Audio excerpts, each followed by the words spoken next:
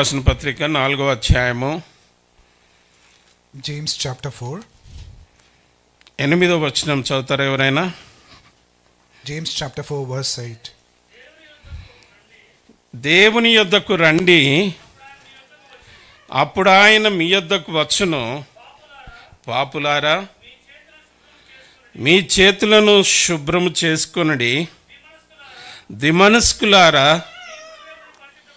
మీ హృదయములను పరిశుద్ధపరచుకొనుడి. ఇక్కడ 2 మాటలు పేరు పెట్టి పిలుస్తా ఉన్నాడు. Here, while writing this epistle, James was addressing 2 people by their name. దేవుని యొద్దకు రండి. Number 1, draw near to God. రెండవది ఎవరిని రమ్మంటున్నాడంటే పాపులారా. You know whom he is calling us to come near to the Lord, to the sinners. రెండవ మాట ద్విమనస్కులారా. The second people he is addressing is double-minded people. దేవుని సన్నిధిలో ఉన్నటువంటి మనల్ని దేవుడు ప్రశ్నించినప్పుడు దేవునికి ఈ రెండింటిలో ఏదో ఒక రకంగా మనకు కనబడుతూ వస్తాం. When God is addressing us, we might appear in either of these 2 groups. ఎట్లనంటే మొదట పాపములో ఉంటిమి, తన రక్తంతో కడగబడి పరిశుద్ధపరచబడ్డ తర్వాత సాతానుడు ఏం చేస్తాడంటే ద్వంద్వ తలంపును, 2 తలంపులను ఈ లోకంలో మనల్ని నడిపిస్తూ వస్తుంటాడు. Initially we all were sinners, and once we were cleansed by his grace and his blood, then Satan will tempt us to be a double-minded people. ఈ 2 తలంపుల మధ్యలో ఎలా నడిపిస్తూ ఉంటాడంటే అటన అనుమానముతో లేక కావచ్చు అనే ఒక అనుమానముతో మన జీవితాన్ని ముందుకు తీసుకొని వెళ్తూ ఉంటాడు. You know how Satan tempts us to be a double-minded people? Because he put a thought called doubt in us. ఆ కారణం చేతనే మనం ప్రార్థించినప్పుడు మన ప్రార్థన వినకుండా, మన ప్రార్థనకు జవాబు రాకుండా మన జీవితంలో కృషించిపోయే వారంగా కనబడుతూ వస్తుంటాం. Because of the doubt in our hearts, most of the times our prayers will go unanswered. మన యొక్క అంశం ఏంటంటే ఒకని కొరకు ఒకడు ప్రార్థన చేయుడి. Today our topic is we all need to learn that we should pray for one another. ఒకరికొకరు అన్నప్పుడు ఇద్దరు కనబడుతూ వస్తారు. Whenever we say one another, it means there are 2. అది ఇంటిలో అయితే భార్యాభర్తలు అనుకుందాం. At home it might be wife and husband. బయటికి వెళ్ళినప్పుడు స్నేహితులు, కొలీగ్స్ అనుకుంటారు. If we go out, we talk about friends and colleagues. అయితే ఇద్దరు కలిసి ప్రార్థన చేసినప్పుడు, ఒకరి కొరకు ఒకరు ప్రార్థనలో ఏకీభవించినప్పుడు ఆ ప్రార్థన దేవుడు వినేవాడుగా ఉంటాడు. If 2 of them come together, then Lord will answer and hear that prayer. అట్టి ప్రార్థనకు దేవుడు జవాబును కూడా అనుగ్రహించేవాడుగా మన జీవితంలో చూస్తాం. God will answer those prayers in our lives. ఇంత సమూహంగా దేవుని బిడ్డలంగా ఏకంగా కూర్చున్నప్పుడు ఒకరికొకరు ప్రార్థన చేయాలని అంటే ఒకరి జీవితం ఏంటి, వారు వెళ్తున్న పరిస్థితులు ఏంటి, వారి అవసరత ఏందో అది మనకు ముందు తెలవాలి. You know, we all sat in a group to worship the Lord and to pray. When God is commanding us to pray for one another, it means that we should know what's happening in others' life. ఆదివారం వచ్చింది, చర్చికి వెళ్ళాలా, మందిరానికి వెళ్ళాలా, దేవుని ఆరాధించాలి అని అడావుడిలో వచ్చేస్తాము. అయిపోయిన తర్వాత మరలా తిరిగి ఇంటికి వెళ్ళిపోతాము. Most of the times we come in a rush that it is Sunday, we are getting late, we wanted to sit and worship, and then after the worship we will run back to the home. ఎంతో మంది యవనస్తులు, యవన బిడ్డలు మందిరానికి వస్తుంటారు. వారు ఎవరో కూడా తెలియదు. Lot of young people might come to our church. Most of the times we don't even know them. వారి గురించి పట్టించుకోవాల్సిన బాధ్యత ఎవరి మీద ఉంటుందో అనే సత్యం కూడా మనకు తెలియదు. We also tend to forget that we have a responsibility of knowing our brothers in our church. మందిరం అయిపోయిన తర్వాత బయటికి వెళ్ళిపోతాం, లేకపోతే ఇప్పుడు లంచ్ చేసి బయటికి వెళ్ళిపోతాం. కానీ నూతనంగా వచ్చిన వారి విషయంలో వారు ఎక్కడ ఏంటి, వాళ్ళ ఆత్మీయ స్థితి ఏంది, వారి మానసిక స్థితి ఏంటి, వారి ప్రస్తుత అవసరత ఏంది అడిగే ఆలోచన మనం కలిగి ఉండలేకపోతూ ఉంటాం. Good that we have a fellowship and a fellowship lunch. We will have that fellowship and then we go back, but we neglect the newcomers. We doesn't know their spirituality. We doesn't know what is their prayer life, what kind of situations and problems they are going through. భారతదేశం నుండి మనం ఈ Canada దేశానికి వచ్చిన తర్వాత ఇక్కడ అంతా క్రొత్తగానే ఉంటుంది. మరి దాన్ని వెళ్ళే మార్గంలో ఒక్కొక్క మెట్టు ఎక్కాలనంటే ప్రతి విషయంలో కూడా ఒకరి మీద ఒకరు ఆధారపడవలసిన అవసరత ఎంతైనా ఉంటుంది. We all are migrated to Canada. It's very difficult situation. There might be one step or another step that we all are taking to. In that case, we all are dependent on one another. ఇక్కడ పరిస్థితి ఏంటంటే car లేకుంటే నడవదు. కానీ car ఉండాలంటే ముందు మనకి driving కూడా వచ్చి ఉండాలి. You know, it is mandatory that we all should have a car. To have a car, we should know how to drive it.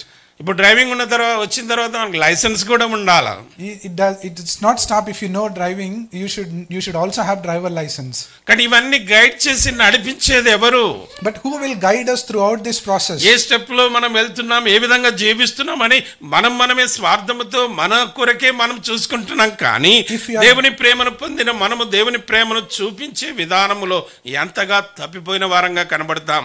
You know, when we achieve all this process after settling in Canada, if we are most of the time we might be selfish and we keep all those learnings to ourselves instead of helping to the newcomers. అంటే ఈ Canada దేశంలో జీవించడానికే ఇంత నేర్పాలి అనే అవసరత కలిగి ఉన్నప్పుడు పరలోక రాజ్యం చేరాలంటే, ఆ పరలోకంలో ఆ ప్రభుత్వం ఉండాలనంటే మనల్ని నడిపించేవారు ఎవరు? In this world, if we are spending this much of time to learn and to train others, just imagine how much we need to struggle internally and how much we need to help others when we are talking about heaven, which is an everlasting. మనల్ని దేవుడు, తండ్రి అయిన దేవుడు పరలోకమందుండి చూసేవాడుగా ఉంటాడు. పరిశుద్ధాత్మ మనలో కార్యము చేసేదిగా ఉంటుంది.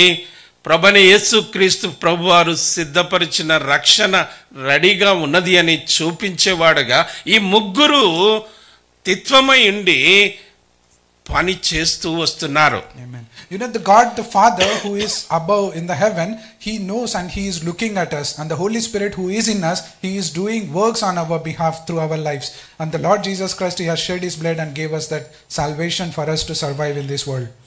ఇక్కడ మనం చదివినటువంటి భాగములో మరి 16వ వచనంలో మీ పాపములను ఒకరితో ఒకడు ఒప్పుకొనుడి. You know, here we read in chapter 4 verse 16, chapter 5 verse 16, that we have to confess our sins to one another. రెండవదిగా ఏమంటుందంటే స్వస్థత పొందునట్లు పాపములను ఒప్పుకోవాలా, రెండవది స్వస్థత కలగాల. అంటే పరిశుద్ధత అనేది ఉన్నప్పుడే ఆ పరిశుద్ధునితో సంబంధము ఏర్పడుతుంది మనకు. You know, in James chapter 5 verse 16, we should all confess our sins to one another. Then only we can pray, because we become righteous after we confess our sins.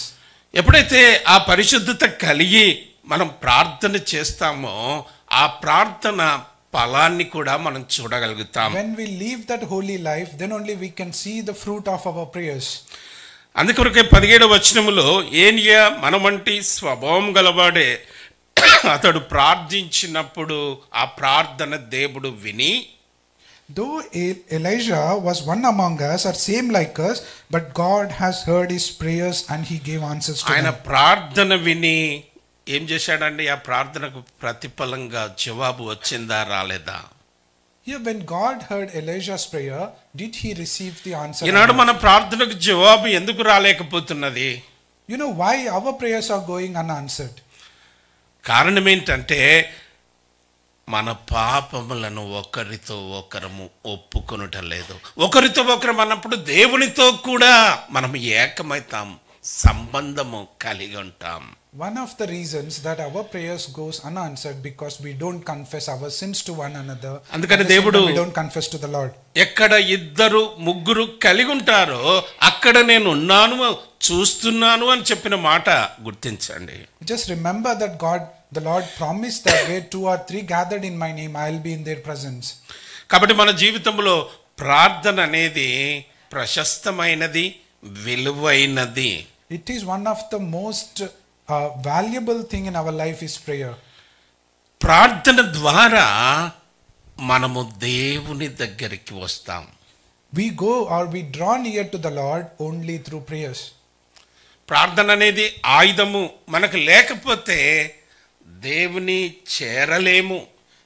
Prayer is a weapon. Without that weapon, we cannot go closer to the Lord. కాబట్టి మన జీవితంలో ఇంత ప్రశస్తమైన దాన్ని మనం ఏ విధంగా సాధనము చేస్తున్నాము? Though we know it is one of the valuable thing that every Christian should have, are we practicing it in our lives or not? అందుకొరకై 4వ అధ్యాయం 8వ వచనంలో మనము గమనించినట్లయితే దేవుని యొద్దకు రండి. James chapter 4 verse 8, that's why he says, draw near to God.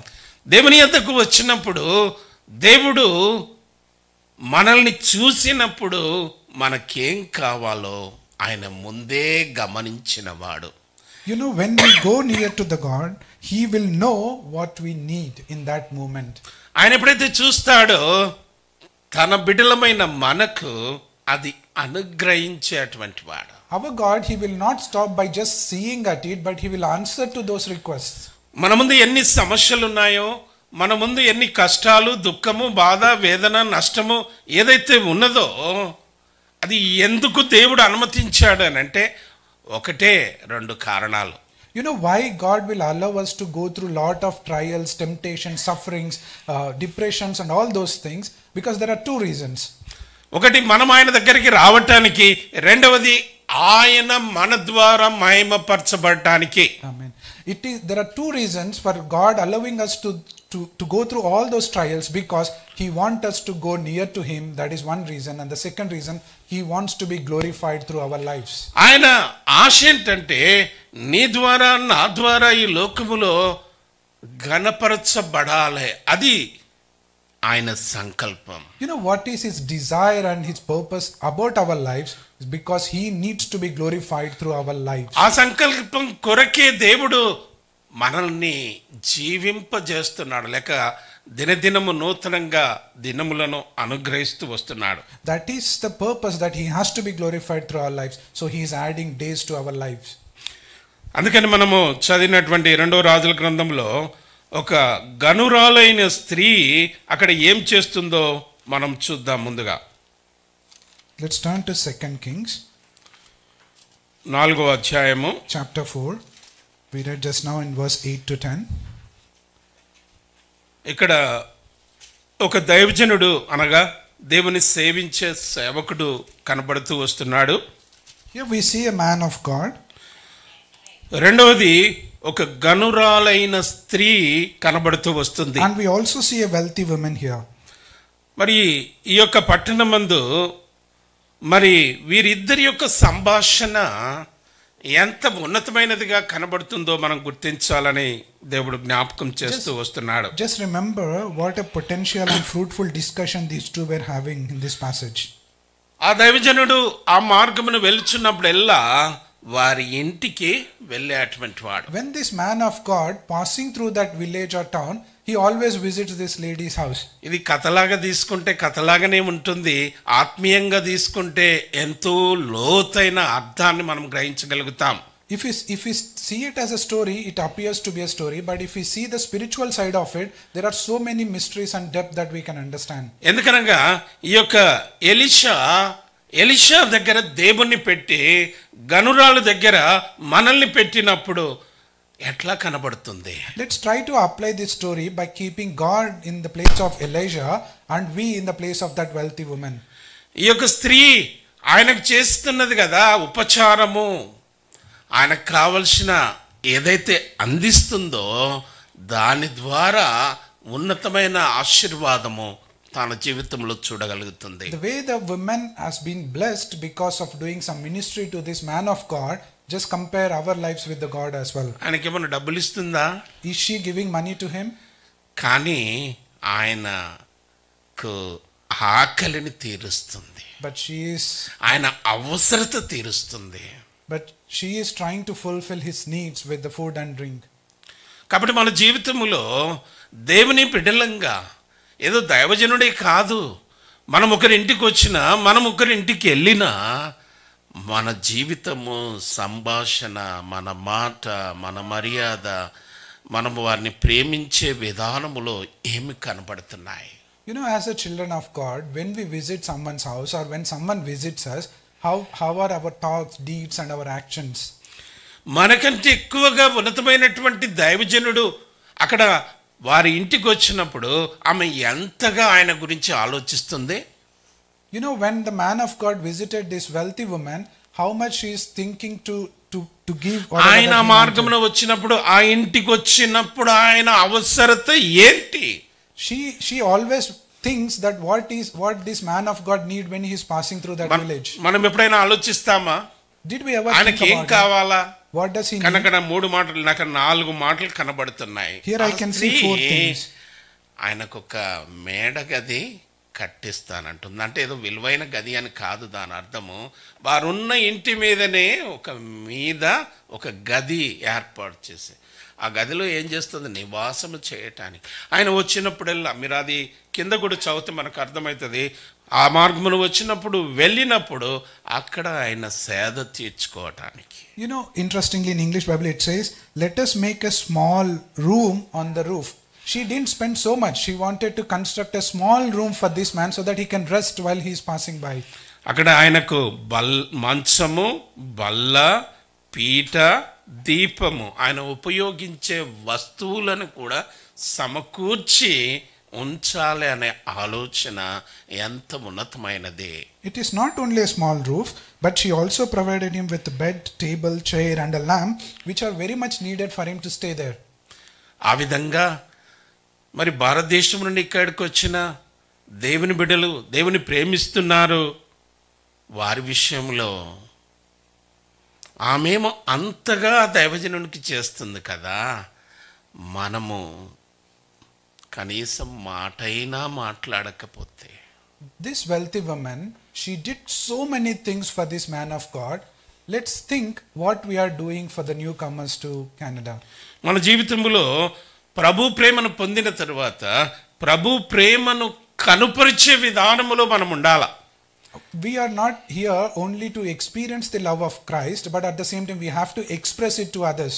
మనము పనిచేసే దగ్గర కానీ మనం చదువుకునే కళాశాలలో కానీ ఎక్కడైనా మనకి ఇరుగు పొరుగు మనకంటే ఇంకా బాధపడేవారు ఇంకా ఇబ్బందుల్లో ఉన్నవారు కూడా కనపడుతూ వస్తారు.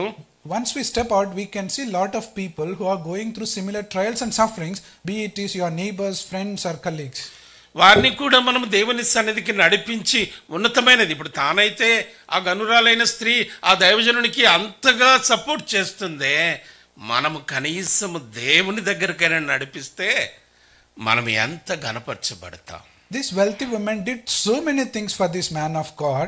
What we need to do a smaller thing, just lead them to the Christ and he will take care of them. ఈ స్త్రీ చేసినప్పుడు ఆయనకు చేసినప్పుడు నేను దేవునికి చేస్తున్నానని గుర్తించింది. మనం కూడా మన జీవితంలో దేవుని నామాన చేసే ప్రతి పని దేవుడు చూసి దాని ప్రతిఫలం ఇస్తాడు. ఇకపోయినా పర్వాలేదు, నేను దేవుని కొరకు నేను వ్యయపరుచుకుంటాను ఆ జీవితము అనే తీర్మానముతో మనం ముందుకు వెళ్ళినప్పుడు ఎంత ఉన్నతంగా కనబడుతుంది. When this woman doing so many things for the man of God, she thought that she is doing for the Lord. We all also has to do something for other, irrespective whether Lord rewards us, won't reward us, but we have to do it as if we are doing to the Lord. Marks వార్త 1వ అధ్యాయము 35వ వచనం చదువుతారా? Let's turn to Mark's Gospel, chapter 1, verse 35. Gospel according to Mark, chapter 1, verse 35. ఆయన పెందల కడనే లేచి ఇంకనూ చాలా చీకటిగానే ఉండగానే బయలుదేరి అరణ్య ప్రదేశమునకు వెళ్ళి అక్కడ ప్రార్థన చేయుచుండెను. ఇక్కడ ఏం కనపడుతున్నాయి? మొదటిగా పెందల కడ, రెండవది లేచి చీకటిగా ఉండగానే అరణ్య ప్రదేశమునకు వెళ్ళి అక్కడ చేసే పని ఏంటంటే ప్రార్థన. You know what Lord is doing here? He woke up early in the morning and even it's still dark, he went to a wilderness and he started praying there. ఎవరిక్కడ ఆ అరణ్య ప్రదేశానికి వెళ్ళి ఆ విధంగా చేస్తూ వస్తున్నారు? Who is doing all these things here in this passage? దేవుడేంటి? ఆయన అంత శక్తి గలవాడేంటి? అంత గొప్ప దేవుడు ఆయన కూడా వేకువనే లేచి అరణ్యమునకు వెళ్ళి ప్రార్థన చేయవలసిన అవసరం ఏంటి? He himself is the Lord Jesus Christ and he is the God. Still, does he need to wake up early in the morning, go to wilderness when it is still dark, and should he do prayer? ఆయనకే అంతగా ఒంటరిగా అరణ్యంలోనికి వెళ్ళి ప్రార్థన చేయాల్సిన అవసరత కలిగినప్పుడు మనకెంత అవసరత ఉంది ప్రార్థన? He is God, but still he woke up early in the morning and he is praying. Just imagine we being a normal human beings, how much we need to do prayers. ఆయన రాజులకు రాజు, ప్రభులు ప్రభుడు, సర్వశక్తిమంతుడు, ఆయనకు అసాధ్యమైనది ఏదీ లేదు. అంత గొప్ప దేవుడే తన్ను తాను రెక్తుడుగా చేసుకుంటూ తగ్గించుకుంటూ ఒంటరిగా వెళ్ళి ప్రార్థన చేస్తున్నాడు. We all know and we all praise that he is King of Kings, Lord of Lords, but still he is doing prayer. మన ముందు ఇన్ని సమస్యలున్నా, మన ముందు ఇన్ని కష్టాలు, ఇంత దుఃఖము, వేదన ఉన్నా, ఈ అనుభవము వేకువజామునే దేవుని దగ్గరికి వెళ్ళి ప్రార్థన చేయగలుగుతున్నామా? When we are going through so many trials, temptations, challenges and sufferings in our lives, are we waking up early in the morning and going to the Lord with prayer? ఆయన మనకు మార్గంగా ఉండి మనతో మాట్లాడుతూ వస్తున్నాడు. You know, he is the way and he is talking to us today. మత్తయి సువార్త 14వ అధ్యాయము. Let's turn to Gospel according to Matthew chapter 14. 35వ వచనం. Verse 35. Matthew 14:35.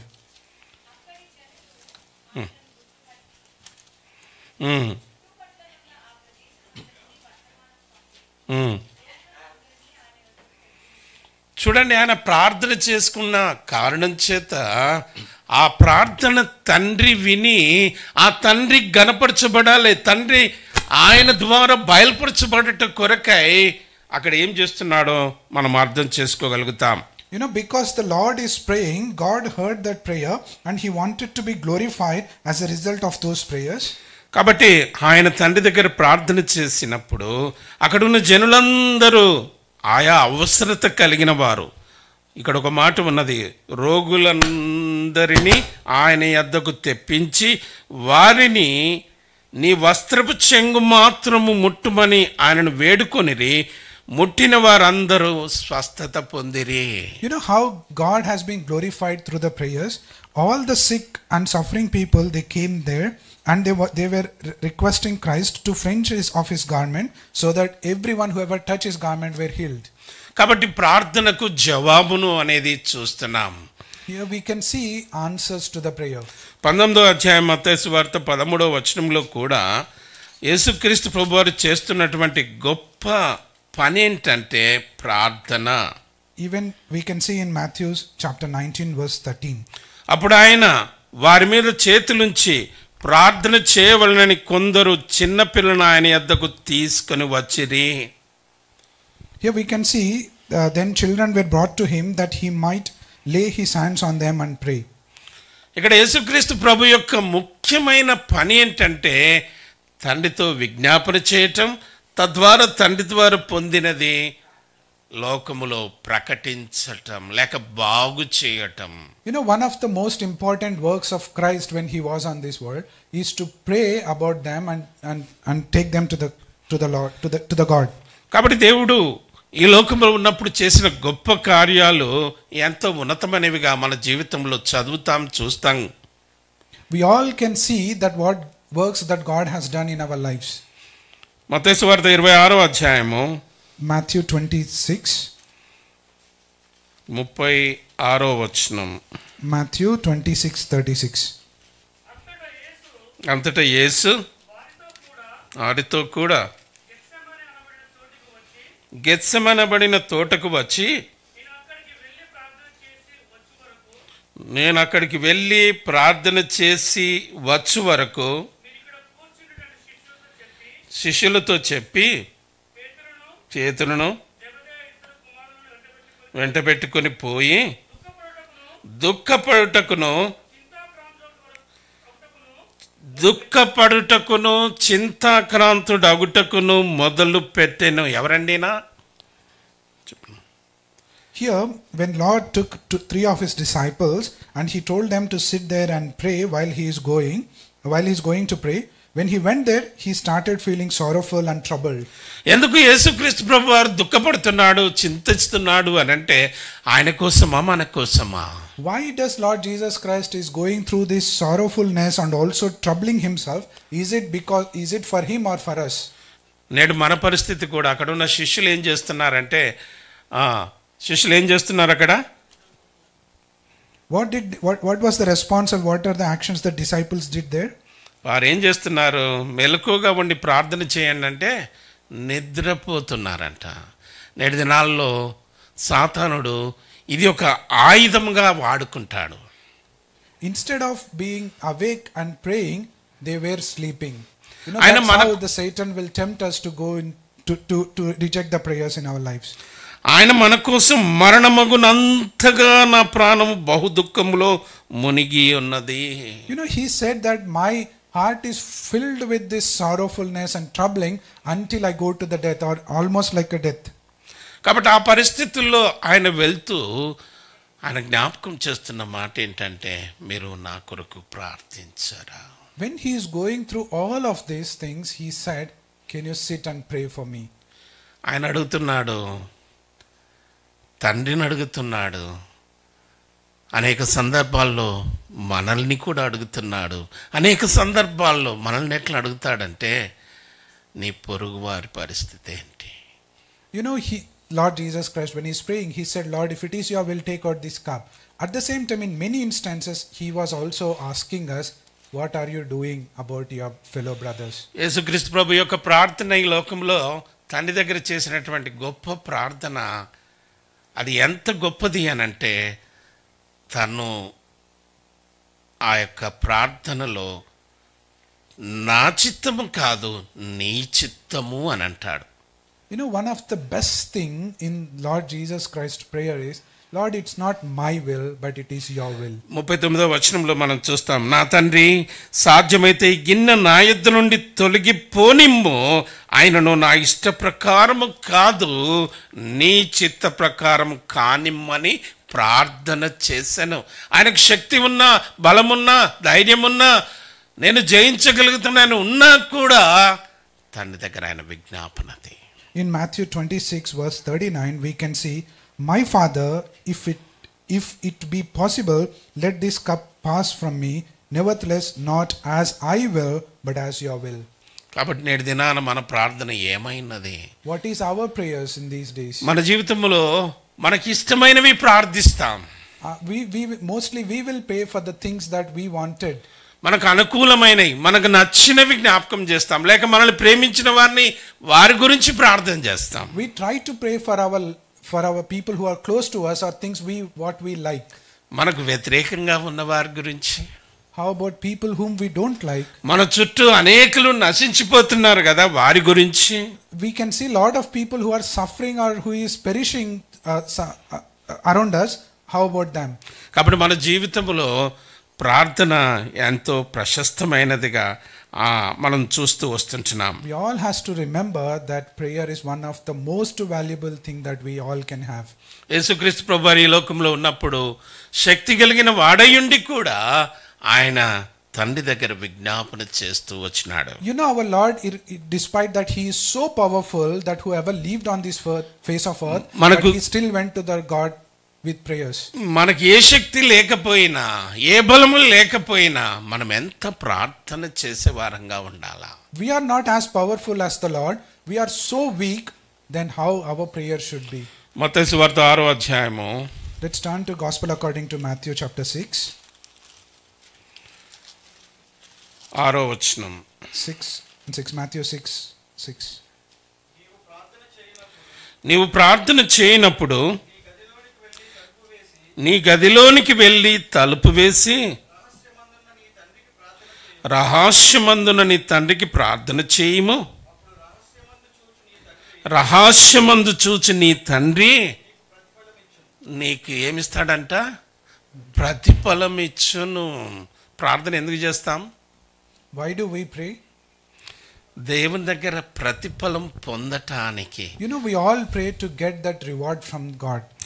మరి ఈ ప్రార్థన మరి ఆయన ఎట్లా చేయాలని చెప్తున్నాడంటే, నీవు గదిలోనికి వెళ్ళి దేవునితో సంభాషించు. Here, one of the secret that our prayers can be answered is because you have to go into the room and talk to the God.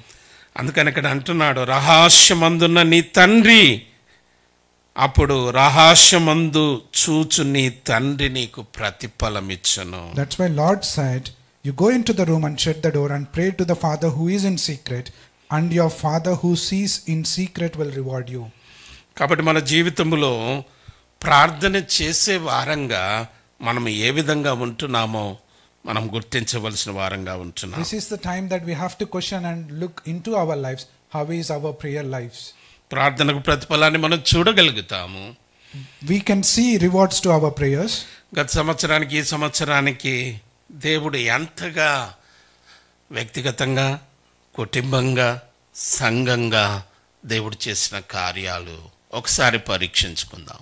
Just look back to our lives 1 year ago, how we were as an individual, as a family, as a church or a group, where we were in the last year and how we are today. మనం అడిగితే దేవుడు చేస్తూ వచ్చాడా, అడగకుండా కూడా చేస్తూ వచ్చాడా దేవుని కార్యాలు మన ఎడల? Is it always that we ask and we got things from the God, or God himself gave it before we ask? దానికి కారణాలు ఏంటంటే ఆయన ఒక ఉద్దేశాన్ని కలిగి ఉన్నాడు. The reason behind, because he has a purpose about every one of us here. ఆయన ఉద్దేశం ఏంటో మనం ఎరగాలని దేవుడు వేచి చూస్తూ వస్తుంటాడు. God is waiting so that we all will know what is that purpose that he has about us. అందుకని ఇక్కడ మనం చదువుతాము 13వ వచనం, 5వ అధ్యాయం 13వ వచనంలో, మీలో ఎవరికైనా శ్రమ సంభవించినా అతడు ప్రార్థన చేయవలెను, ఎవరికైనా సంతోషము కలిగినా అతడు కీర్తనలు పాడవలెను. That's why we see in James chapter 5, if anyone is going through sufferings, he has to pray. అతడు సంతోషించవలెను, ఎవరికైనా సంతోషము కలిగినా అతడు కీర్తనలు పాడవలెను. అంటే శ్రమ వచ్చినప్పుడు ప్రార్థన, మరి ఇంకేమంటాడు, సంతోషం వచ్చినప్పుడు ఆనందాన్ని వెలుబుచ్చేది అనునిత్యము మన జీవితములో కలిగి ఉండాలని దేవుడు జ్ఞాపకం చేస్తూ వస్తున్నాడు. He is reminding us, if any one of us is in suffering, let him go and pray. If anyone are happy, let him sing songs and praise him. ఇంకా లోతుగా వెళ్ళినట్లయితే ఇదే యాకోబు పత్రిక 4వ అధ్యాయం మొదటి 2 వచనాల్లో కనుక చూస్తే, మీలో యుద్ధములు పోరాటములు దేని నుండి కలుగుతున్నాయి అని అంటాడు. If you see James chapter 4 verse 1 and 2, what are the reasons of our quarrels and fights? మనకున్న స్వభావము చేతనే ఈ సమస్యలన్నీ వచ్చి పడతాయి. It is because of our behavior. ఎలాంటి స్వభావం మనది? What kind of behavior that we all have? మేలు చేయవలసిన దగ్గర మనం ఏం చేస్తాం? కీడు చేస్తాం. Where we have to do good, we definitely do bad things. కాబట్టి చూడండి 17వ వచనం, 4వ అధ్యాయం 17వ వచనంలో, కాబట్టి మేలైనది చేయనెరిగియు అలాగూ చేయని వానికి ఏం కలుగుతుందట? ఏదో నా మాటలు చెప్తలేను, అక్కడ పాపము కలుగుతున్నది. ఎప్పుడైతే పాపము ఏలుతుందో మన జీవితం ద్వారా దేవుడు ఎట్లా మన ప్రార్థన వింటాడు? In James chapter 4 verse 17, if we know the right thing and fail to do it, for us it is sin. When sin is prevailing in our life, how can God answer our prayers? దేవుడు మన జీవితంలో మనం ఎంత చిన్నవారమో ఎంత తక్కువవారమో మనం ఏంటో దేవునికి తెలుసు. God knows how weak we are, how low we are.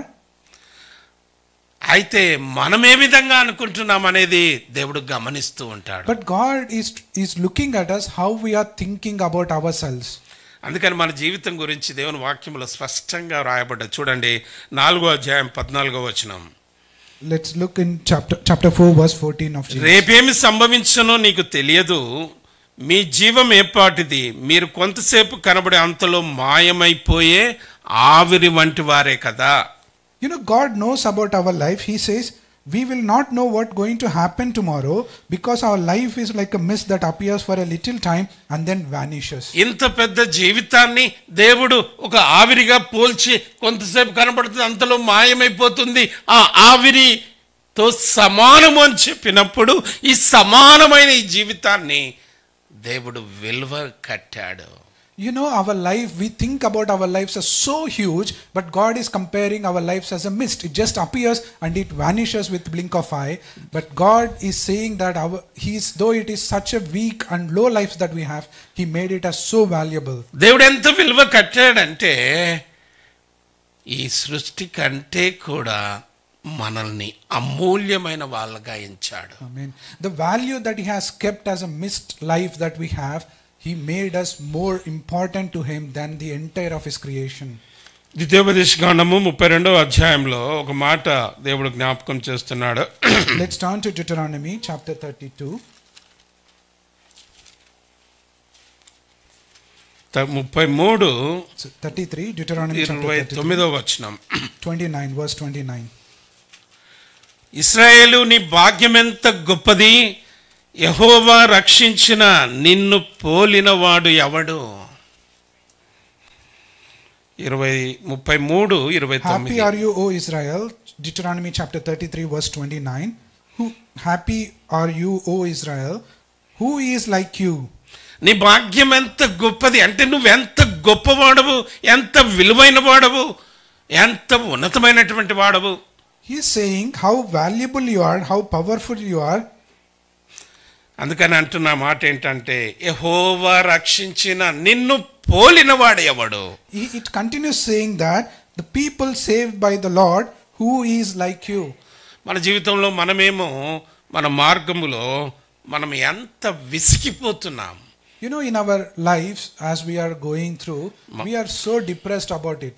మన దేవుడు మన పట్ల కలిగి ఉన్న ఆలోచన ఎంత గొప్పది. But still, just think what kind of bigger things that God is expecting. నిన్ను పోలినవాడు లేడు అంటే నీవు ఆయనకు ఒక విచిత్రంగా ఉన్నతమైన వాడవుగా అమూల్యమైన వాడవుగా గొప్పదానిగా కనబడుతున్నావు. The greatest privilege that we have is Lord has so much of value on us. He said you are most valuable than anyone because it makes us to be more unique, and He says who is like you. అందుకొరకు ఆయన అంటున్న మాట, ఆయన నీకు సహాయకరమైన కేడము, నీకు ఔన్నత్యము కలిగించు ఖడ్గము. ఎంత ఉన్నతమైన ఉద్దేశము దేవుడు మన ఎడల కలిగి ఉండి ఈ మాటలు మాట్లాడుతూ వస్తున్నాడు. When we were saved by the Lord, who is like us because we are unique, and He is shield of our help and He is sword of your triumph. దేవుడు మన ఎడల ఎంత ఆశ లేక గొప్ప ఉన్నతమైన ఆలోచన కలిగి ఉన్నాడో మనం ఇక్కడ చూస్తూ వస్తుంటున్నాం. Today, this morning, we are seeing how bigger that His desire and His purpose in our lives. కాబట్టి మన జీవితంలో ప్రార్థన ఎంతో విలువైనది, ప్రశస్తమైనది, మనం గుర్తించవలసిన వారంగా ఉంటున్నాం. Such a unique and valuable life that we have. In that life, prayer is the most valuable. లూకాసు వార్త 22వ అధ్యాయము. Let's turn to Gospel according to Luke chapter 22. 11వ వచనం. Chapter 22, Luke's Gospel and 11th verse.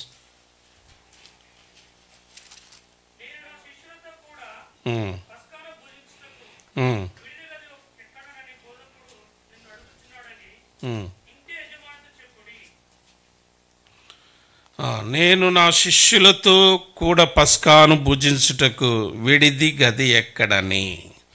అంటే ప్రభువు భోజనం చేయటానికి మరి లేక నివసించటానికి ప్రత్యేకమైన గది.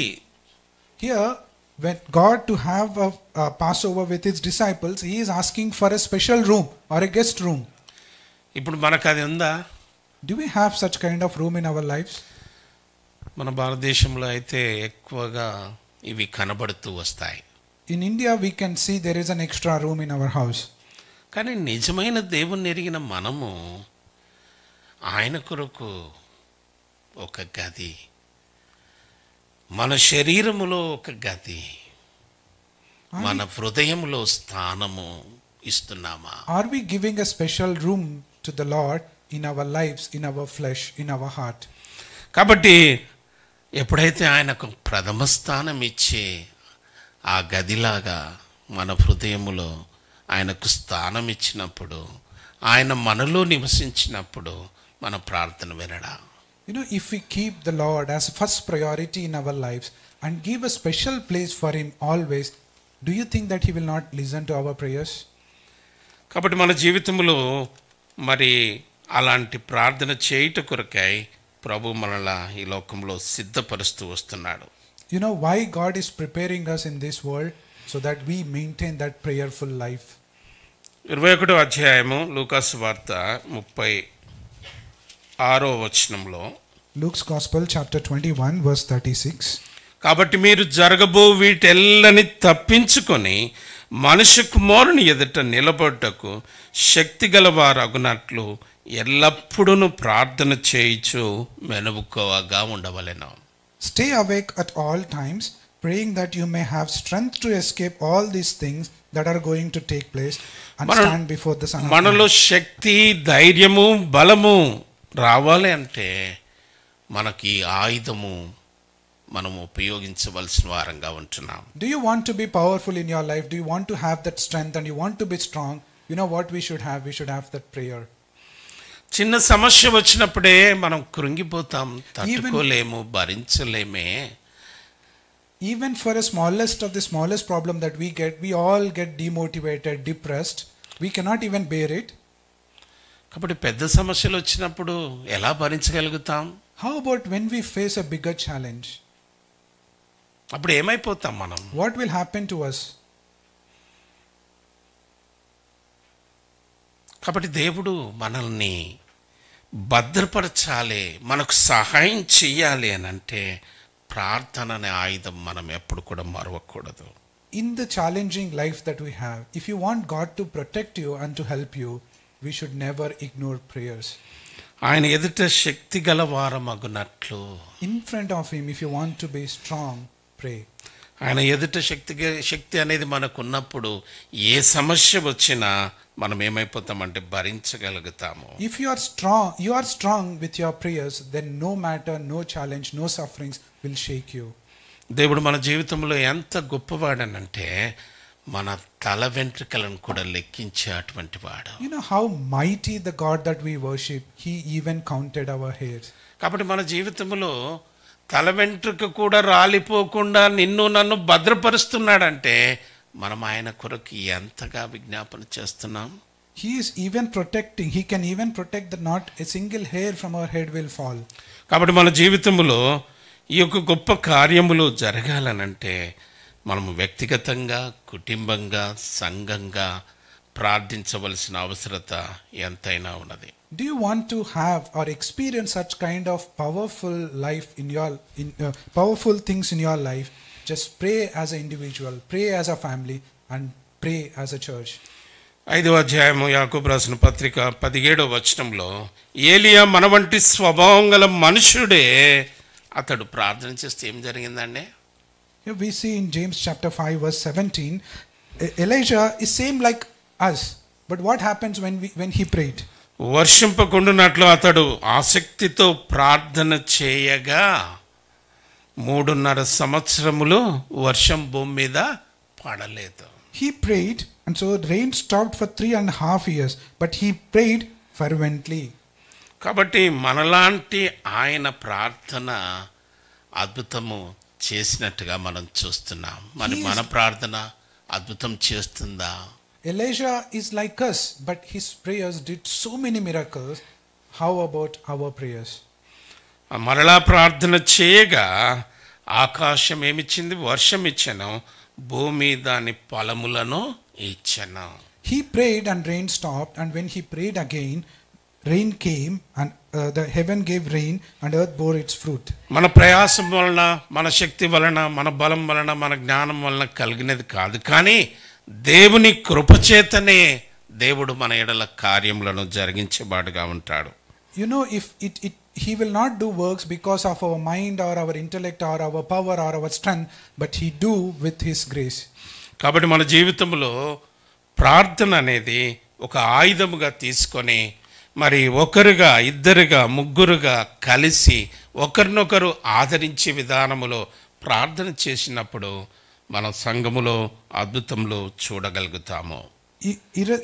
instead of taking prayer as one of the rituals in a Christian life, we all has to take it as a powerful weapon, as an individual, as a family, as a church. It can be 2, 3, 4, irrespective of number of people. You use it and you will get rewarded through the prayers. మనం చదివినటువంటి భాగంలో 14వ వచనంలో ఒక మాట అంటాడు, మీలో ఎవడైనా రోగి అయి ఉన్నాడా, అతడు సంఘపు పెద్దలను పిలువనంపవలెను, వారు ప్రభు నామమున అతనికి నూనె రాచి అతని కొరకు ప్రార్థన చేయవలెను. As we read in James chapter 5 verse 14, if anyone among you is sick, let him call for the elders of the church and let them pray over him, anointing him with the oil. క్రియారూపకంగా లేనప్పుడు ప్రార్థనకు ప్రతిఫలం అనేది ఎక్కడ చూస్తాం మనము? If we are just praying and we don't act accordingly, then can we see reward? కాబట్టి విశ్వాస సహితమైన ప్రార్థన ఆ రోగిని స్వస్థపరచాలనంటే ఆయుధం అనేది ఉండాలి. The only way prayer of faith can save someone, then they should have some actions for it. ఎలాంటి ఆయుధము? ఇక్కడ ఆ నూనె రాయటం ద్వారా విశ్వాసము చేత సంఘము యొక్క పెద్దలు, బాధ్యత కలిగినటువంటి వారు మరి ఇంటికి వచ్చి ప్రార్థించుట ద్వారా ఎంతోమంది బాగైనట్టుగా లేఖనాల్లో మన జీవితాల్లో కూడా చూడగలుగుతాం. Here in the scriptures we can see so many instances where God answered and healed lot of sick people only when someone prayed through the weapons after the prayer. Here the weapon that we see is the elders of the church used oil to anoint them. రెండవదిగా వాక్యం అనే ఆయుధాన్ని పట్టుకొని మనం దేవుని దగ్గరికి వచ్చి మరి ప్రార్థించినప్పుడు ఆ కార్యములు కూడా చూడగలుగుతాము. Here in James scriptures that we have seen, oil is one of the weapon, and similarly if we use scriptures as our weapon and go to the Christ or go to the Lord with prayers, we can see reward. ఎందుకనగా సాతాను చేత పీడింపబడుతున్న మంది వాళ్ళని వారిలో ఉన్న సాతాన్ని మరి విడిపించాలి, వెళ్ళగొట్టాలి అని అంటే వాక్యం అనేది కావాలి మనకు. If anyone is suffering through the temptations of Satan, to overcome or to come out of it, we all need scriptures and prayer. కాబట్టి దేవుని వాక్యము ద్వారా మనము విశ్వాసాన్ని పెంపొందించుకోగలుగుతాము. Only through the scriptures we can increase our faith. అంత మాత్రమే కాదు, అక్కడ మనం చూస్తున్నాం విశ్వాస సహితమైన ప్రార్థన రోగిని స్వస్థపరచును. As we see in verse 15, James chapter 5 verse 15, a prayer of faith will save one who is sick. అక్కడ ఏమంటున్నాడు? ప్రభు అతనిని లేపును, అతడు పాపములు చేసిన వాడైతే పాప క్షమాపణ నొందును. Another interesting thing that we see here, a prayer of faith not only just heal the sick, because Lord will raise him up, and if he has committed sins, he will be forgiven. ఈ యొక్క అనారోగ్యం ఎందుకు వచ్చింది అని అంటే పాప క్షమాపణ పొందుట కొరకు వచ్చింది. Maybe this sufferings or this sickness might be because that we didn't have repented.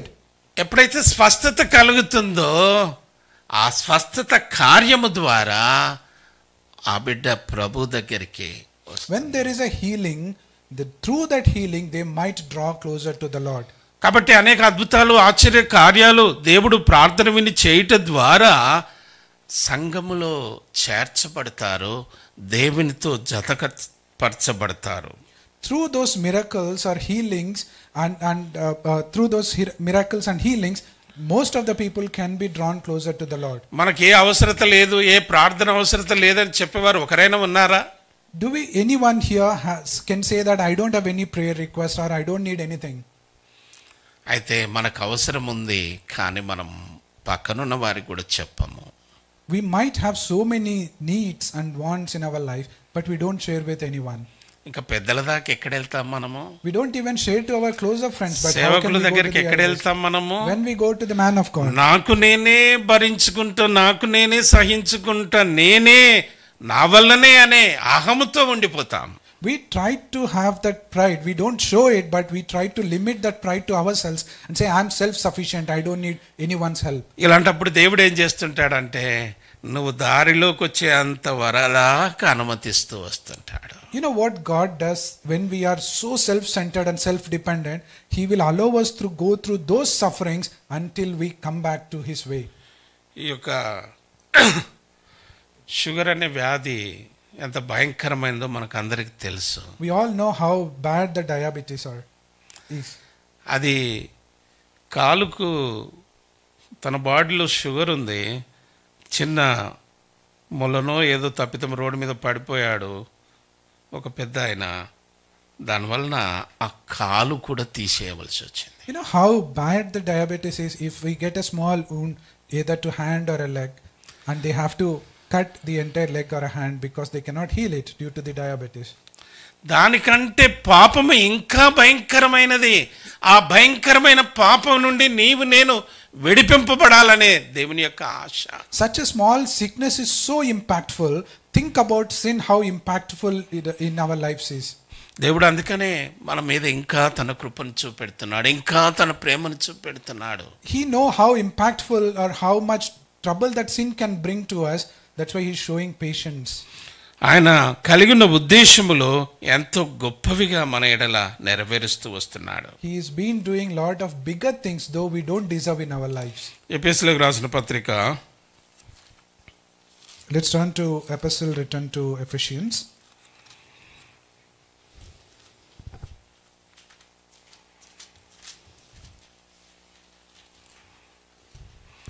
ఆరో వచనం 7వ వచనం, 6వ అధ్యాయము 6-7 వచనాలు. Ephesians chapter 6 verse 6 and 7. మనుషులను సంతోషపెట్టువారు చేయనట్లు కంటికి కనబడుటకే కాక క్రీస్తుకు దాసులమని ఎరిగి దేవుని చిత్తమును మనపూర్వకంగా జరిగించుచు మనుషులకు చేసినట్లు కాక ప్రభువునకు చేసినట్లు ఇష్టపూర్వకంగా సేవ చేయుడి. ఇప్పుడు ఒక మాట గమనిస్తున్నాం, సేవ చేయుడి. Here we can see that we all have to do something for Christ. We have to do some service. కాబట్టి ఇష్టపూర్వకంగా సేవ చేయాలనంటే ఇక్కడ ఎవరికి చేస్తున్నాము? Here we all has to do service. No, we all have to do service with goodwill, but to whom?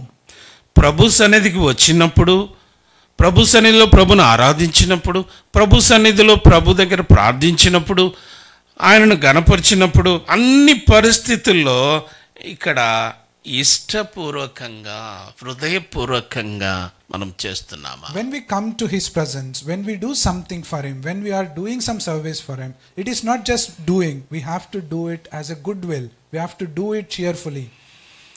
8వ వచనంలో అంటాడు, దాసుడైనను స్వతంత్రుడైనను మీలో ప్రతివాడు ఏ సత్కార్యము చేయునో దాని ఫలము ప్రభు వలన పొందునని మీరు ఎరుగుదురు. That's why we can see in verse 8 and 9, whether he is a slave or free or master or anyone, they have to do good.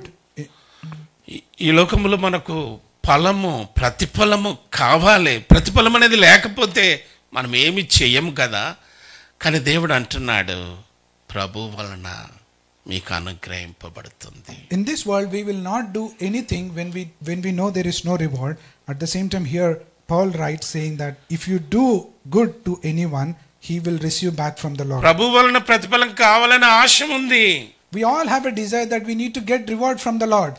ప్రభువుకు మనం ఏం చేస్తున్నాం? What are we doing to get that reward? ఆయన బహుమానం ఇవ్వాలని ఉన్నాడు, ఇస్తాడు. He wanted to reward us. తీసుకోవడానికి ఆయన దగ్గరికి ఎంతగా వస్తున్నాం? How many times that we are going closer to him? ఆదివారం ఆరాధన కొరకు వస్తాం, we come to worship, కానీ ప్రార్థన కొరకు ఎక్కడ వస్తున్నాం? but are we coming to pray? విలువైనది కదా, శ్రేష్టమైనది కదా. నిన్ను వల్ల నీ పొరుగువాన్ని ప్రేమించి వాని రక్షణ కొరకు మనం ప్రాకులాడితే ఆ ప్రార్థన దేవుడు వింటాడు కదా. We know that prayer is valuable, it has a greatest impact, but are we praying? యవనస్తులు యవన ప్రాయములో భవిష్యత్ కొరకు నిరీక్షించిన సందర్భాల్లో వారొక ఆలోచన కలిగి ఉండాలి. You know, when young man or a young woman, young people, when they are looking or planning for their future, they should have a purpose, they should have a vision about it. మనకు భౌతికంగా ఆలోచించి చూసి నిర్ణయాలు తీసుకోకుండా ప్రభు దగ్గర ప్రార్థించి ప్రభువుకు చెప్పి ఆయన చేత నడిపింపబడ్డ కొరకై ఆయన సన్నిధిలో రోజు 1 గంట 2 గంటలు గడుపుతున్నామా? When we are planning for our future, when we are achieving to the targets, we should stop looking through our physical eyes, but we should open our heart and look through the Christ. ఎప్పుడైతే ఈ ఆలోచన మనము చేసుకొని ప్రభు దగ్గర కనిపెడతామో ప్రభు మనకు ముందున్న సమస్యను తీర్చగలుగుతాడు. When we open our eyes, the eyes of our heart, and look through the Lord about our future, He will reveal what He wants us to do. దేవునికి అసాధ్యమైనది ఏదీ లేదు. మన ప్రతి అవసరత తీర్చటానికి ఆయన ఉన్నాడు. There is nothing impossible to God. He is there to fulfill our needs. కాబట్టి గడ్డు పరిస్థితి మన ముందుండొచ్చు, మనకు నివాసం లేకపోవచ్చు, తినడానికి తిండి లేకపోవచ్చు, పరిస్థితి ఎంత కఠినమైనా ఉండొచ్చు, ప్రభువుకు అసాధ్యమైనది కాదు. Maybe we might have so many challenges. Maybe we might not have a good place to live. We might not have a good food to eat. But God can reward us. అందుకనకే మనతో మాట్లాడుతూ వచ్చాడు కదా. యాకోబు రాసిన పత్రిక 4వ అధ్యాయము 8వ వచనం. That's why God is speaking to us. James chapter 4 verse 8. Draw near to God and He will draw near to you. Cleanse your hands, you sinners, and purify your hearts, you double-minded. కాబట్టి దేవుని యొద్దకు రండి, అప్పుడు ఆయన మీ యొద్దకు వచ్చును. Draw near to God and He will draw near to you. మన జీవితంలో మనము భౌతికంగా ఇచ్చే ప్రియారిటీ కంటే దేవునికి ఎక్కువ ఇస్తున్నామా తక్కువ ఇస్తున్నామా? What kind of priority that we are giving to the Lord? Are we keeping Him lesser than the physical priorities that we have, or we are keeping Him above that? మంచి జరగాల, మంచి కావాలా, నాకు కావాలి అనే కోరికలన్నీ ఉన్నాయి.